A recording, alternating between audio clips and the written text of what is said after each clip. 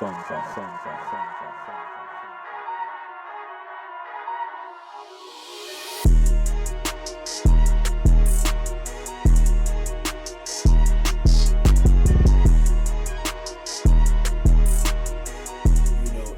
really about, them guys running their own race and coming together as one.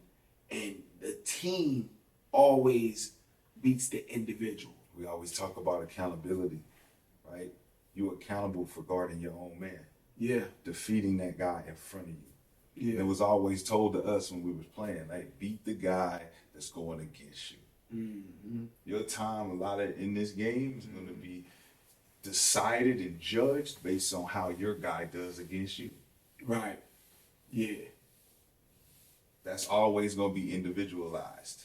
Yeah. It's always going to be something you're going to have to personally accept and go out and personally demand as well. So, but now that's when we get into that. So now, if it's mano y mano, right? If you got that mindset, I'm talking about as you in the league. You know what I'm saying? So you used to go out there personally. Yeah. I'm asking, did you used to go out there knowing your matchup and saying, okay, with the touches and minutes I'm getting, oh yeah, he getting baked. Him. And I'm going to guard him, and I'm going to get mine. I know you had that mindset. Win, lose, or draw, though. Hey, when you see barbecue chicken out there, it was barbecue chicken. It didn't matter. Everybody smelled it. Yeah. You know what I'm saying? You just like, let me get my hands on some of that, right? Yeah. So you see it, you're like, man, when I get out there, it's going to be a wrap. I know it's just a matter of time. Yeah. You know what I'm saying? You got to kind of play your part, but when you do get that opportunity, that's when the championship swagger got to cut on. That's when you got to turn on why you supposed to be in here. What are the elements we missing to just have you out here just throwing in at the end? But I mean, majority of teams ain't playing for a chip, let's be honest. You know what I mean? They're not playing for a chip. That's what's crazy.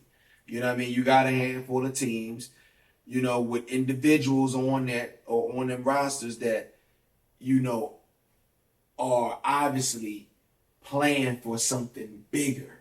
You know what I mean? And then you got the rest of the league where people is trying to make all-star, people is trying to get these contracts, people are trying to get these endorsements, people are trying to get all what they trying to get, but it ain't no championship, right? But they trying to earn a spot. So, a win is, wins are defined differently, you know what I'm saying, by each individual. That's why I always think it's interesting, you know what I'm saying, with the players really out there playing for it.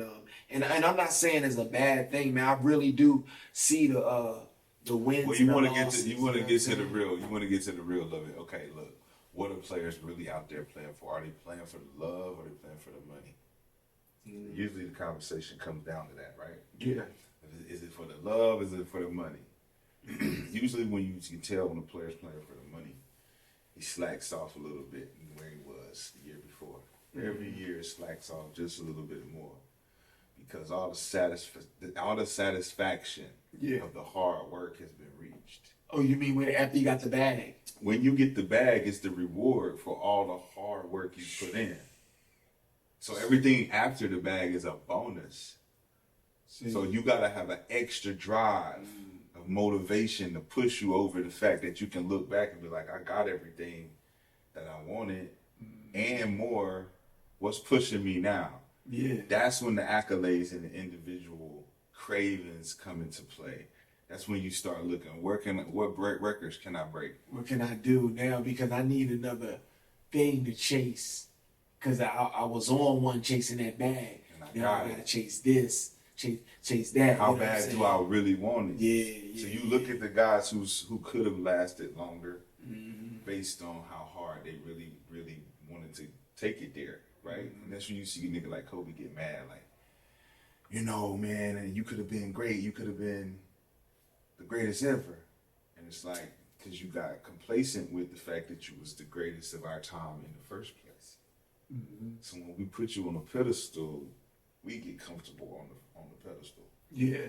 It ain't that they telling us to stop climbing. Yeah. Right. We think this cool where we at. They put us here, man. I'm cool. And that's why it'd be dangerous, man. It'd be dangerous. Oh, because they take the pedestal right from you. Ain't no stopping the pedestal from being swept right from under you. You know what I'm saying? But that's a part of time as well. Mm-hmm. Like, you know, it ain't immortal. You're not immortal. You know what I'm saying? Only a certain few can be immortalized. I also think, man, like going back to like what they play for, right? So in certain cases, because this is entertainment, we be forgetting a lot of times, you know what I'm saying? At every level now, it's entertainment, right? It's like entertainment first, and then it's the sport that we're being entertained by. Uh-huh. Because it's like, you got to look at you out there to perform, especially the stars. Right? So you out there to put on a show. Absolutely. So when you get Imani Bates, a transfer, you know, coming off of a situation where he somewhat, you could say, got exposed, you know, by the bright lights, and he was in Memphis and he didn't get his shine on. The kid was only about 17 years old. He transfers to Eastern Michigan. They like, what's that? You know what I'm saying? What we doing? Where he's comfortable and, you know, he just got in trouble, whatever. So, bang, fast forward, he plays Michigan. First game, he go crazy. He dropped 30. Mm. They lose the game. He won the night. You know what I'm saying? Mm-hmm. He won. Mm-hmm. He back on the radar. Mm-hmm. He back on. Absolutely. He performed. Absolutely. So, you know what I'm saying? So, a win would have been great. A win would have been great. And on the winning team, that win mattered to somebody on that team a lot. You know what I mean? It mattered to everybody, for real. When you the winning team, that's just different. Well, you got to look at it. You got to look at it from a comeback story, a redemption story, mm-hmm. A where I'm supposed to be story. You know? Only those people who have been the underdog can understand that type of story where it meant every win is a win for us. Yeah. Even in the losses. Yeah. So when you would lose a game and you got 30, but the way I got my 30 was y'all gonna pay attention to my games now. Mm-hmm. So I might have lost to this good team, mm-hmm. and we didn't pull it off. But now y'all gotta watch me hoop. I remember us talking about this before, because it's like, it is a balance though, man. You gotta be out there it gotta show too. Your passion, your enthusiasm, you gotta want to win. You gotta show that your body language gotta show that you want to win. Yep. So when AI, like, you knew he wasn't okay with losing. Mm-hmm. You know what I'm saying? Now, when he was a rookie and he got that 6 straight games of 40, but we lost all 6 straight games because I was in Philly watching all them joints. Hype that he had 40 every night. And I was loving it. You know what I'm saying? Chuck getting 40 a night. Got the Irvin background. So I'm looking at it like, yo, we didn't care as fans whether we won or lost. And he was chasing history. And I don't think at that age, at that time in his life, you know, being the number 1 pick on a team that, you know, obviously wasn't it. I don't know, winning wasn't at the top priority. You know what I'm saying? Waiting for what? Like, no, I'm out here putting on the show. Like, every night, dropping 40. I won. Ain't no expectation. Yeah. But when there ain't no expectation, it's like it's underdog mentality. Yeah. You know what I'm saying? So when you approach the situation where it's like, I know y'all ain't even expecting us to win. Mm-hmm. But y'all definitely not expecting me to put on a show either. Mm-hmm. So if I put on a show before I start getting y'all wins, I know I'm gonna be y'all favorite.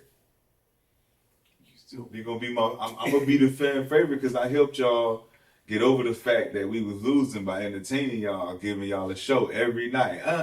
Win, lose, or draw. You know what? That little boy right there, he got heart. Yeah. He got heart. For sure. That's what he got heart. I like him. That's what type time Chuck was. But now, once he started learning how to win, Larry Brown had to come in and show him how to. Yo, you could drop the 30. It's gonna be different though. You ain't gonna be in control of the thing. I got Eric Snow just to monitor. However you do it, monitor your touches. However you do it. Yeah. And he's still doing greatness. Yeah. Outside of being shackled. Yeah. So we see the blueprint of the game. It's like you're always gonna be shackled, but can you get around it without making the excuse? That's what champions do. Yeah. Because there's gonna be the coaches that don't want you to shine. They Yeah. gonna pull your motherfucking coattail. They're gonna do everything in their power to stop you from crossing that threshold without them getting credit first. Yeah. So you gotta play the game where you always in control of your piece when you move it. Everything is strategic and in your benefit because you got your players on your side. You friends with the big man. You friends with the water guy and the foot equipment guy. Yeah. Everybody likes the vibe. Everybody likes your energy. You go do things for the team, and you're never above the whole group. There's no one man above. Think right now, and I gotta ask you what you think about this player I'm ready to name, because he might be on to something. Learning from the AIs, learning from the Russell Westbrook, learning from the Chris Pauls and the all these Hall of Fame journeymen, but not the disrespect, but they journeymen, they everywhere. Damian Lillard, do you think, because he's the fan favorite in Portland, he got low expectations as far as winning the chip? It's never really a, man, Dame and them got to win it this year. What's up, Dame? Nobody ever says, yo, what's up, Dame? Right? So listen, do you think he's in the perfect situation? Because it ain't like, I mean, you know, I'm not saying he, not Dame. Dame ain't ducking nothing. Dame ain't ducking nothing. He ain't. I'm just saying. I would. You know what I mean? I wouldn't. You know how I feel. I know how you feel. I'm just saying. That's why I'm trying to keep it. You know what I'm saying? Because I used to be like, you know, I used to be talking kind of greasy when Russ was having it his way, and people was trying to do that comparison. I was on Russ' side, but I understand. Like I respect Dame so much, and he give off all the right. Like he give off Bubba Chuck, he give off Steph, you know, Russ, he give off all of that. He a killer. But I'm just thinking like, damn, he ain't, by him leaving and joining a contender, he know how he would look, and he ain't with that. So I gotta respect that a whole lot. I gotta respect so that. why are you respecting it? That's what you gotta tell them. Why do you respect it? What's wrong with going to join the team up? Now remember, when you explain what's wrong with it, it includes everybody who went and joined and teamed up. No, that's what I'm saying. He's setting himself apart by he looking back and respected it. Yeah, so I respect. So what is it that you respect? That's what I'm saying. And remember that when you explain it, you're explaining that these people who went against that, it's what y'all on. No, yeah, that they are. I mean, but it's evident. Like, look, man, you guys like, and I think Dame even said it in one of his interviews. Like, you know what I'm saying, he ain't with, you know, joining another team and chasing a chip and getting it that way or whatever. Not them exact words, but Giannis said something like that too. He just not with that. Like, from a competitive standpoint, you gotta love players like that. You gotta respect a player like that. You gotta respect a person like that. You know what I'm saying? But it's like he's looking at it not work for nobody. It's like, yeah, y'all went and joined the team, but it ain't work. Y'all ain't win no title yet. And I'm still here, loved more in Portland than y'all are loved where y'all at right now. Because y'all got a lot of work to do where y'all at right now for them to love you like they love me. I ain't never go nowhere. So I'm Bubba Chuck if he never went to Denver, Detroit, Memphis, and then came back to the city that embraced him the most, regardless. Right. But everybody got a story, you know what I'm saying? Everybody got a journey. But you gotta look at Dame and say, damn, I see what you doing, yo. I mean, it depends on if people think that he ain't trying to win nothing. It ain't even that.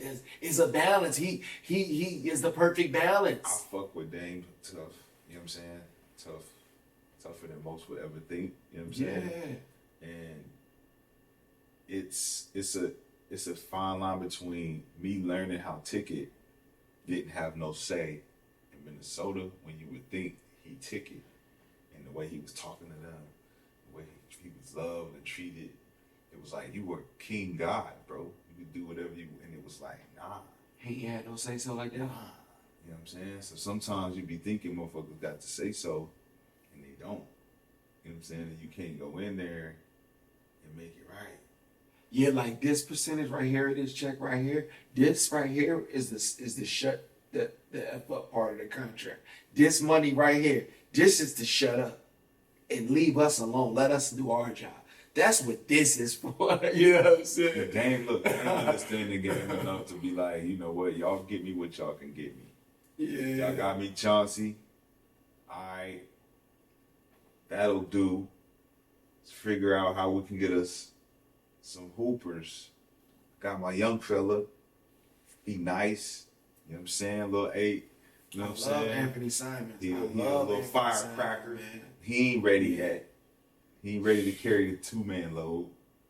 2-man load is a consistent load. He just ready to get out. It's regardless, like it's regardless. See, that's the thing. So when you got a vet depending on you, when you got a vet depending on you, you can't be out there just trying to get numbers. Yeah. I gotta depend on you to get this every night, young fella.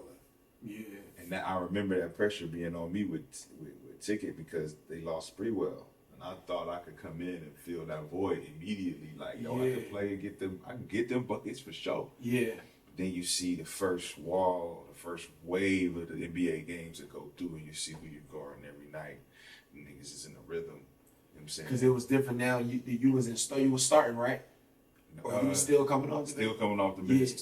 But your minute, you was getting... I was playing enough to be able to get a flow and the understanding how it wasn't sweet in the NBA when it came to playing this position. I mean, you had to be getting a nice amount of shots. You know, I was getting enough to be able to get my play called. Yeah. You know what I'm saying? Where you come in the game, you get your play called. Yeah. Right? And that's getting at least 6 to 8 minutes for the second quarter. So, like, when you played enough, you start to figure out the movements and how you can outlast, how other guys is really getting them buckets out there. You start seeing it like, okay, it's real work. Yeah. You got to put in. This ain't no lollygag. Like you was mentioning that off the ball footwork, like catching it, being ready to shoot, catching it, being ready to, you know what I'm saying? Like in every situation offensively, if you want to get a bucket in that league with that time and in space, you know what I'm saying? You really got to be in scoring position. So you look at you look at a guy like Dame Lillard is the only one left that plays with that understanding, right? Time, score, footwork, balance, space. You know what I'm saying? Come down, 1, 2. You know what I'm saying? Being able to use the heads, get to the lane. He got all that. You know what I'm saying? He Stay can do with a wide base. Man, still command the team, pass the ball when he need to. You know what I'm saying? He always defer, unselfish. I think the only thing that's going to separate Dame with everybody else at the end of the day is not just his renegade style, right? Renegade being, I'm not in the club, y'all in. I'm not in the club, y'all in, right? Got my own club. It ain't the boom boom room. You know what I'm saying? But some people come and they chill. Yeah, exactly. Some people come and they chill. They some important people. They come and chill. They come kick it with me, but we ain't in the yellow pages. We chilling over here. But that's why I think, wait, did he figure this shit out? Did he figure out how to be the glitch of the matrix? Because speaking of clubs, he all top 75.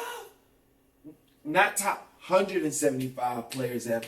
Top 75. Yes.